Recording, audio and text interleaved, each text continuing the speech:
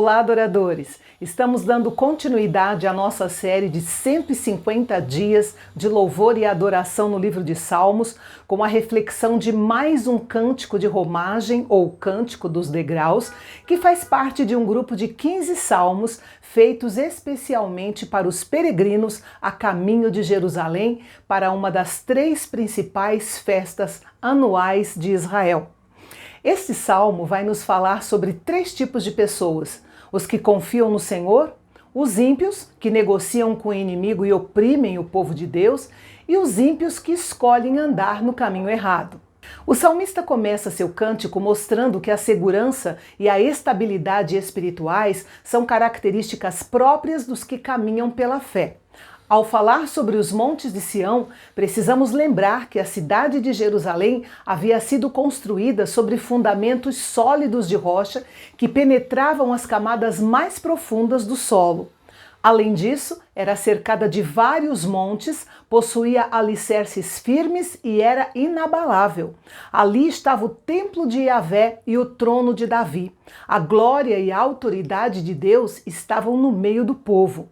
O salmista não diz que os que confiam no Senhor devem ser como os montes de Sião.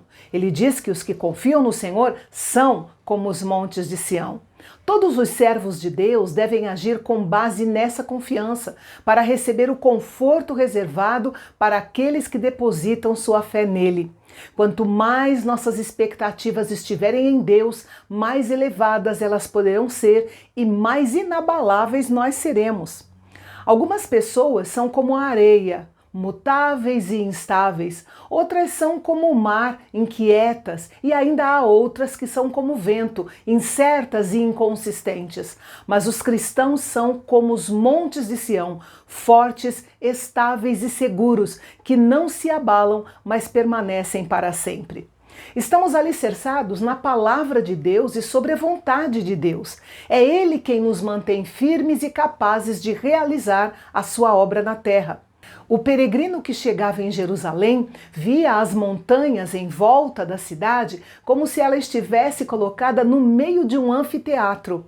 E ao cantar este salmo, ele entendia que o povo de Deus podia confiar que o Senhor os cercaria e os protegeria daquela forma, não apenas durante a festa, mas para sempre. Essa promessa permanece para sempre, mas é somente para aqueles que confiam no Senhor. Nunca devemos separar o versículo 1 do versículo 2. A promessa do versículo 2 está condicionada à confiança citada no versículo 1.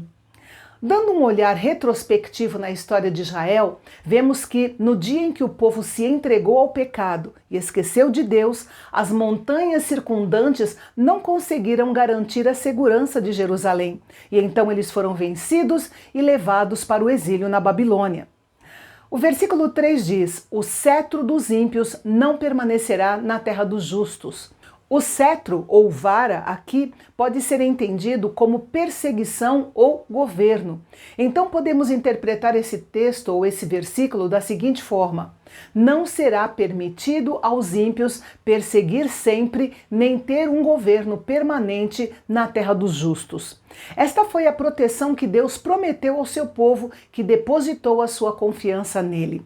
Deus sabia que o governo dos ímpios opressores poderia arrastar até mesmo os mais piedosos ao pecado através da rebelião ou da frustração.